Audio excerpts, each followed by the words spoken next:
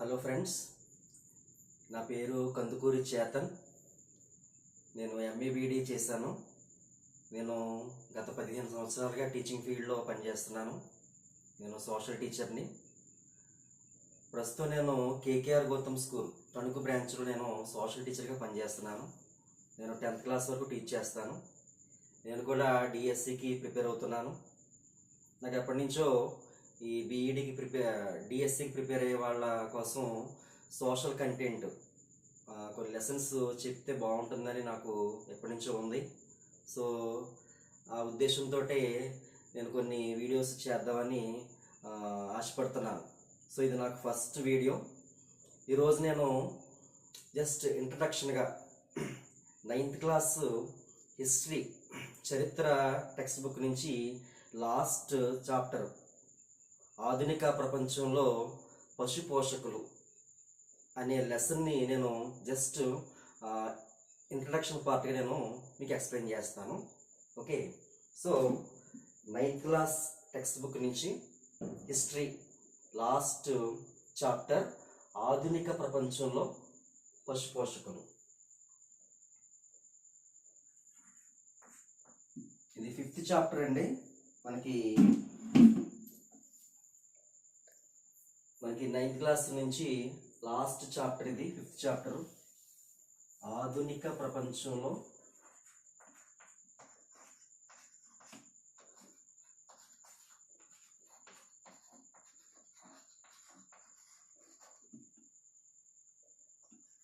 పశు పోషకులు.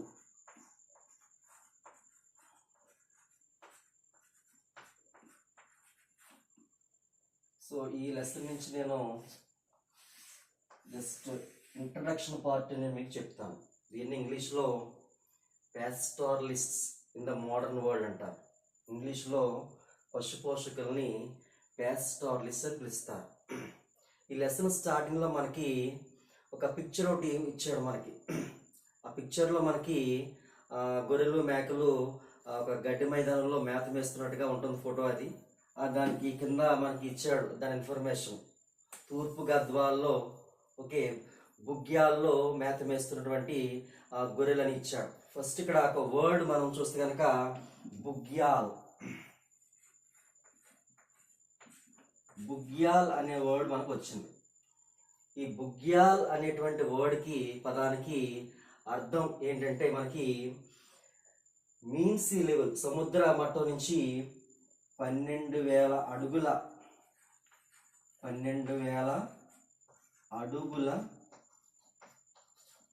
ఎత్తులో 12,000 అడుగుల ఎత్తులో ఉన్నటువంటి ఉన్నత మైదానాల్లో ఉన్నటువంటి గడ్డి భూములను వాటిని బుగ్యాల్ అని పిలుస్తారు. అంటే ప్రకృతి సిద్ధమైనటువంటి పచ్చిక బయళ్ళు, అంటే భూమి మీద ఉన్నటువంటి 12,000 అడుగుల ఎత్తులో ఉన్నటువంటి గడ్డి మైదానాలని బుగ్యాల్ అని పిలుస్తారు. సో ఇక్కడ మనకి ఆ పిక్చర్లో ఈ బుగ్యాల్ అనే వర్డ్ వచ్చింది. ఇది గుర్తుపెట్టుకోండి. బుగ్యాల్ అంటే ఏంటంటే 12,000 అడుగుల ఎత్తులో ఉన్నటువంటి ఉన్నత మైదానాలు ఉన్నటువంటి ప్రకృతి సిద్ధమైనటువంటి విశాలమైన పచ్చిక బయళ్లను బుగ్యాల్ అని పిలుస్తారు. ఇది ఒకటి చాలా ఇంపార్టెంట్ పెట్టి గుర్తుపెట్టుకోండి. సో ఇప్పుడు మన లెసన్లోకి వస్తే కనుక పశు పోషకులు. దీనికన్నా ముందు చూస్తే కనుక ఫస్ట్ సంచార జాతులు. ఈ పశు పోషకులు అందరూ కూడా ఆల్మోస్ట్ అందరూ కూడా సంచార జాతులు వాళ్ళే. మనకు తెలుసు సంచార జాతులు అంటే ఎవరంటే ఒకే చోట స్థిరంగా ఉండకుండా వాళ్ళ జీవనోపాధి కోసం, అంటే ఆహారం కోసం కావచ్చు, పని కోసం కావచ్చు, ఒకే చోట స్థిరంగా ఉండకుండా ఆ ప్రాంతాలను మారుతూ ఉండేటువంటి వాళ్ళని సంచార జాతులు అని పిలుస్తారు.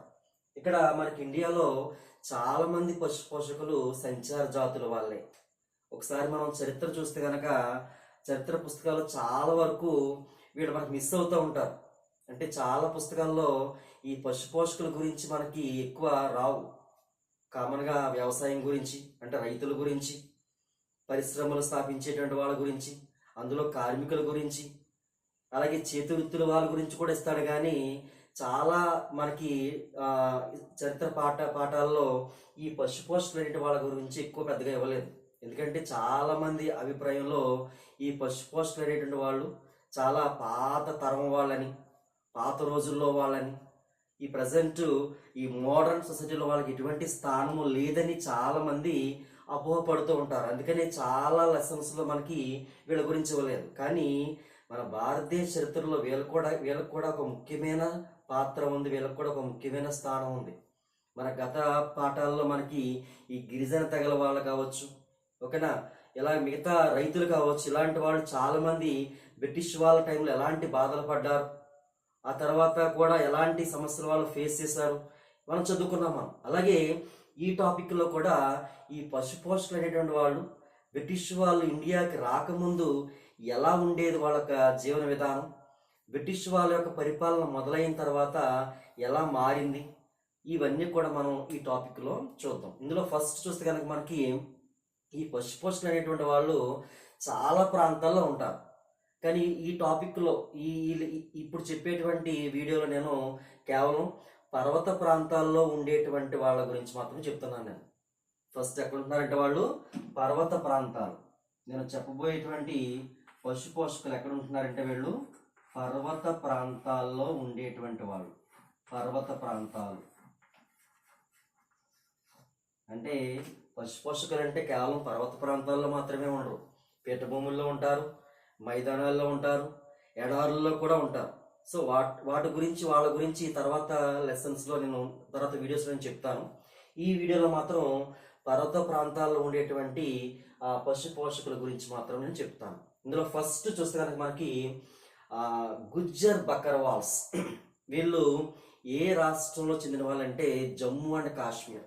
జమ్మూ అండ్ కాశ్మీర్ ప్రాంతంలో, జమ్మూ కాశ్మీర్ యాక్చువల్గా ప్రజెంట్ ఇది యూనియన్ టెరిటరీస్గా మారిపోయింది జమ్మూ కాశ్మీర్ అనేది. ఓకేనా, ఈ జమ్మూ కాశ్మీర్ ప్రాంతంలో గుజ్జర్ బకర్వాల్స్, గుజ్జర్ బకర్వాల్స్ అనేటువంటి వాళ్ళు ఒక ముఖ్యమైనటువంటి పశుపోషక సమాజం. వీళ్ళు ఈ గుజ్జర్ బకర్వాల్స్ అనేటువంటి వాళ్ళు ఈ జమ్మూ కాశ్మీర్ ప్రాంతంలో ఉండేటువంటి వాళ్ళు. వీళ్ళు 19వ శతాబ్దంలోనే ఇక్కడికి ఈ ప్రాంతానికి వచ్చారు. ఈ వాళ్ళ పశువుల మేత కోసం వచ్చి ఇక్కడ స్థిరపడిపోయారు.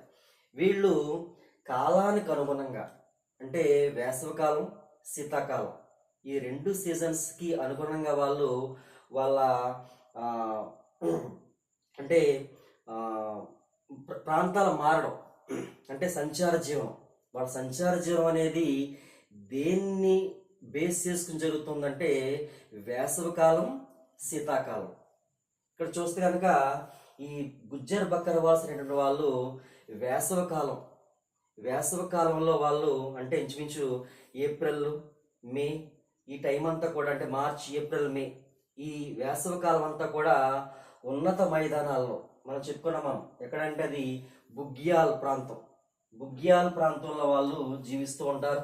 ఓకే, కానీ వీళ్ళు ఎప్పుడైతే మనకి ఈ శీతాకాలం మొదలవుతుందో అంటే సెప్టెంబర్ ఆ టైం మొదలవుతుందో ఆ సెప్టెంబర్ టైంకి వాళ్ళు ఈ హిమాలయ పర్వతాల కింది ప్రాంతం, మనకు తెలిసి హిమాలయాలు 3 భాగాలుగా ఉన్నాయి, హిమాద్రి, హిమాచల్, శివాలిక్స్. ఓకే, ఈ శివాలిక్ ప్రాంతాల యొక్క కింది భాగానికి వచ్చేస్తూ ఉంటారు వీళ్ళు. శివాలిక్ కొండల క్రింది భాగానికి వాళ్ళు వచ్చి శీతాకాలం అంతా కూడా ఇంచుమించు అక్కడే గడుపుతారు వీళ్ళు.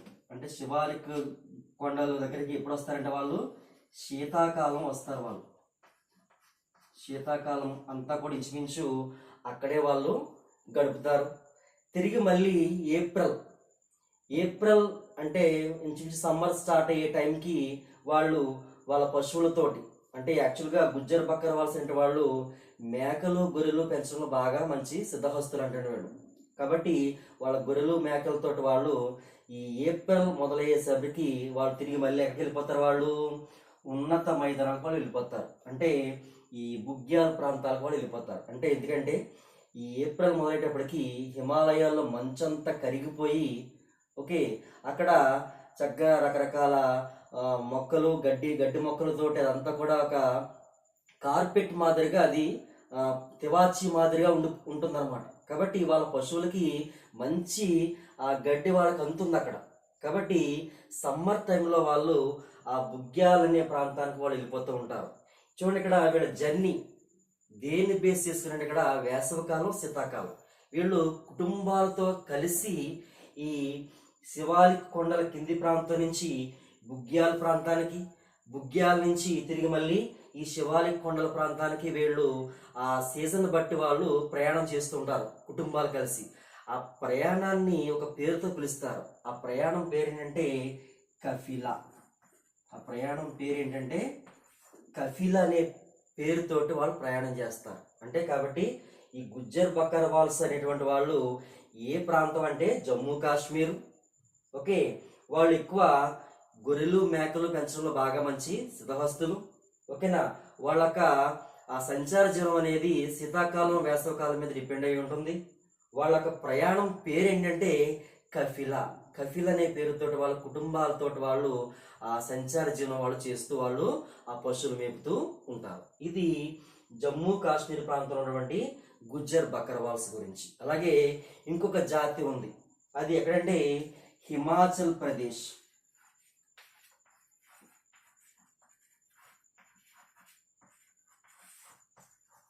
హిమాచల్ ప్రదేశ్ ప్రాంతంలో గడ్డీస్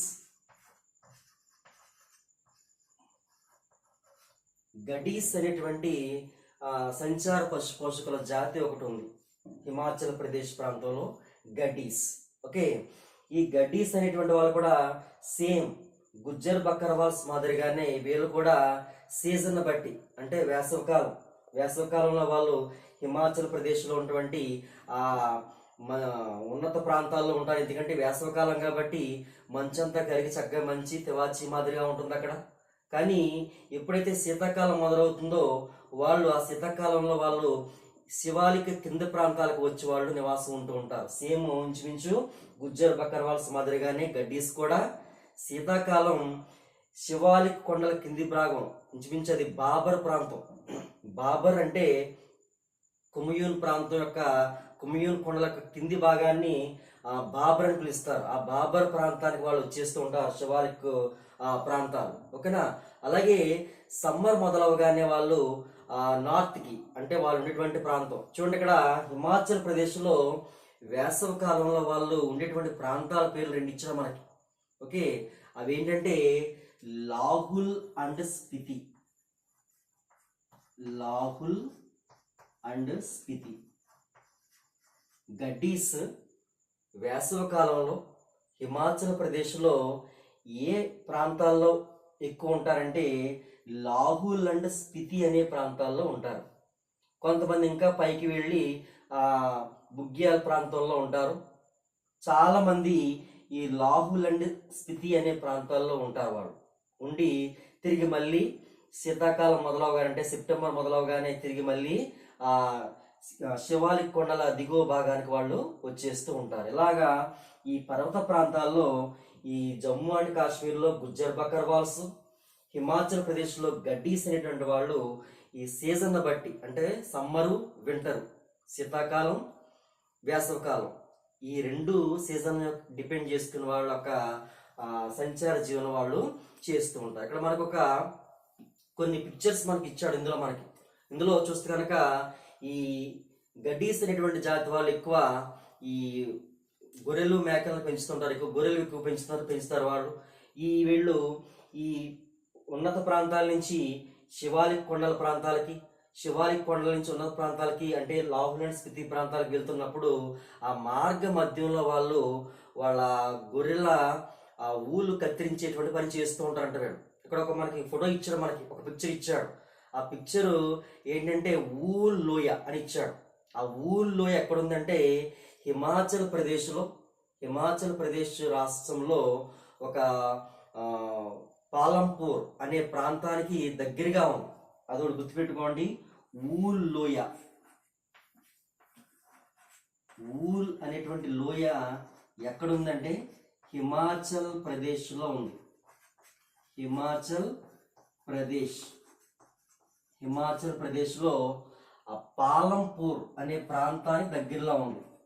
ఇది గుర్తుపెట్టుకోండి. ఊల్ లోయ ఏ రాష్ట్రంలో ఉందంటే హిమాచల్ ప్రదేశ్. ఏ ఊరికి దగ్గరగా ఉందంటే పాలంపూర్. ఆ ఊల్ లోయ దగ్గర వాళ్ళు బస చేసి ఆ గొర్రెల బొచ్చు కత్తిరించేటువంటి పని వాళ్ళు చేస్తూ ఉంటారు. అలాగే ఇంకొక వర్డ్ ఇచ్చిన మనకి ఉన్నత మైదానాలని థార్స్ అనేటువంటి పేరుతోటి మనకి ఇచ్చాడు. థార్స్ అంటే ఉన్నత ప్రాంతాలు. థార్స్ అంటే ఉన్నత ప్రాంతాలు. ఈ ఉన్నత ప్రాంతాల నుంచి కిందికి వాళ్ళు వస్తూ ఉంటారు. ఇక్కడ మనకి రెండు వర్డ్స్ గుర్తుపెట్టుకోవాలి మనం. ఊల్ లోయ హిమాచల్ ప్రదేశ్లో ఉంది. అక్కడ ఈ గడ్డీస్ అనేటువంటి వాళ్ళు హాల్ట్ అంటే బస చేసి అక్కడ ఆ గొర్రెలకి స్నానం చేయించగా ఆ బొచ్చు కత్తిరించేటువంటి పని చేస్తూ ఉంటారు. తిరిగి మళ్ళీ వాళ్ళ ప్రయాణాన్ని కొనసాగిస్తూ ఉంటారు. అలాగే థార్స్ అంటే ఉన్నత ప్రాంతాలు. ఒక ఉన్నత ప్రాంతాలు అనేటువంటి ఆ పదాన్ని థార్స్ అనే మాటతో ఇక్కడ మనకి ఇచ్చాడు. కాబట్టి థార్స్ అంటే అర్థం ఏంటంటే ఉన్నత మైదానాలు అయితే ఉన్నత ప్రాంతాలని అర్థంగా మనం చేసుకోవాలి. ఓకేనా. ఈ రెండు జాతుల వాళ్ళు కూడా పర్వత ప్రాంతాల్లో ఉంటారు. ఓకేనా. ఇక్కడ మనకి ఒక సోర్స్ మనకి మూలం ఇచ్చాడు ఒకటి. ఆయన ఎవరంటే జీసీ బార్నెస్. జీసీ బార్నెస్ అని ఒక బ్రిటిష్ వ్యక్తి ఓకేనా కాంగ్రా ప్రాంతానికి చెందినటువంటి గుజ్జర్స్ లేదా గుజ్జర్ బకర్వాల్స్ గురించి ఆయన ఒక రాశాడు. గుజ్జర్ బకర్వాల్స్. కాబట్టి గుజ్జర్ బకర్వాల్స్ లేకపోతే గుజ్జర్స్ గురించి, కాంగ్రాలో ఉన్న గుజ్జర్స్ గురించి రాసిన వ్యక్తి ఎవరని అడుగుతాడు. ఆయన ఎవరంటే జీసీ బార్నెస్.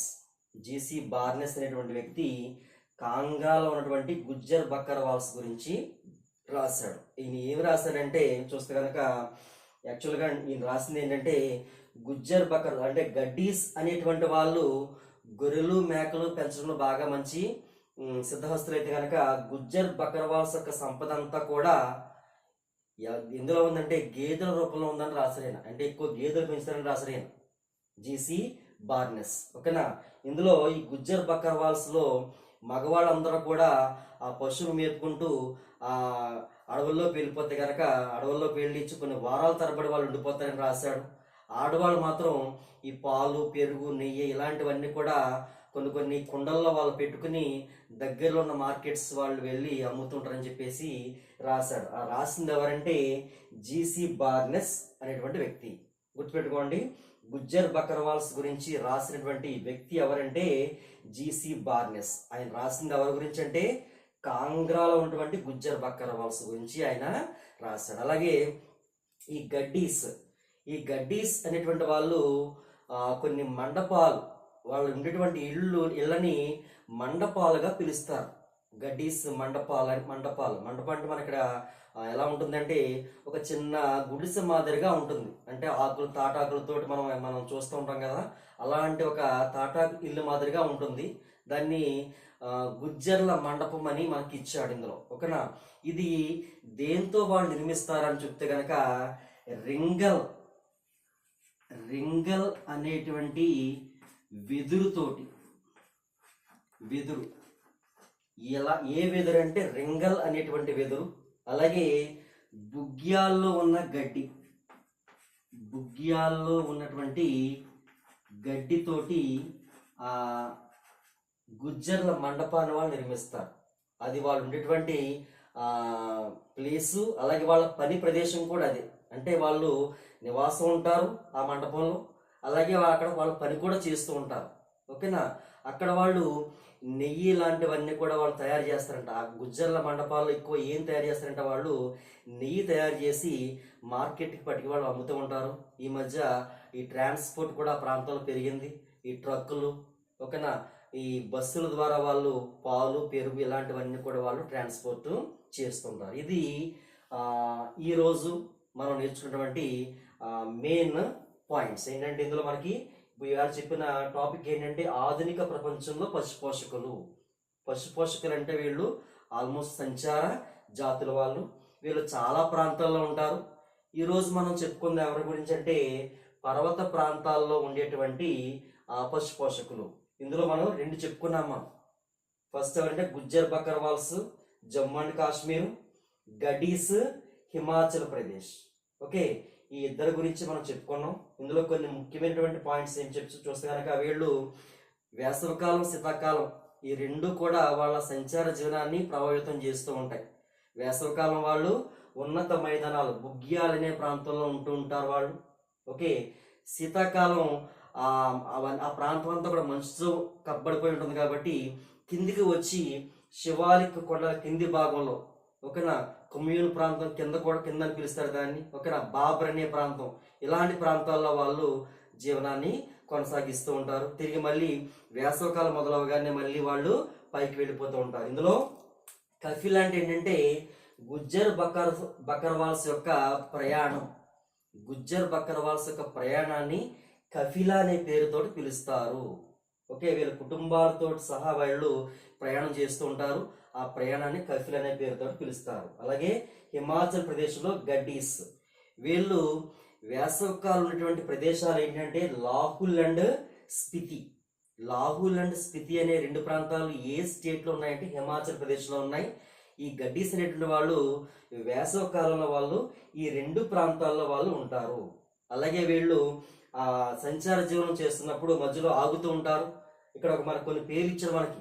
అందులో పాలంపూర్ దగ్గర, హిమాచల్ ప్రదేశ్లో పాలంపూర్ దగ్గర ఊల్ అనే లోయ దగ్గర ఒక హాల్ట్ ఒకటి వాళ్ళు చేస్తూ ఉంటారు. అక్కడ వాళ్ళు ఆ గొర్రెల బొచ్చు కత్తిరించేటువంటి పని చేస్తూ వాళ్ళు ఉంటారు. అలాగే తార్స్ అనగా ఉన్నత మైదానాలు లేదా ఉన్నత ప్రాంతాలు. అలాగే గుజ్జర్ బకర్వాల్స్ గురించి రాసిన వ్యక్తి ఎవరంటే జీసీ బార్నెస్. అలాగే గడ్డీస్ యొక్క ఆ ఇల్లు దాన్ని మండపం అని పిలుస్తారు. గడ్డీస్ మండపాలని పిలుస్తారు. దాన్ని ఆ మండపాలని వేడితో చేస్తారంటే రెంగల్ అనే వెదురు అలాగే బుగ్యాల్లో ఉన్న గడ్డితోటి ఆ మండపాలను వాళ్ళు చేస్తూ ఉంటారు. ఓకేనా, ఇక్కడ వరకు చూడండి. రిమైనింగ్ పార్ట్ నెక్స్ట్ వీడియోలో నేను మీకు చెప్తాను. ఓకే, ఇది ఫస్ట్ వీడియో కాబట్టి నాకు ఏమన్నా సలహాలు సూచనలు ఇస్తే నాకు మంచి సలహాలు ఇవ్వండి. ఓకే, అలాగే మీకు కావాల్సిన కంటెంట్ ఏమన్నా ఏ లెసన్ అన్నా నాకు చెప్పు బ్రదర్ అని నాకు ఎవరన్నా మెసేజ్ పెట్టినా కూడా నేను ఆ వీడియో చేయడానికి ప్రయత్నం చేస్తాను. Okay, thank you very much.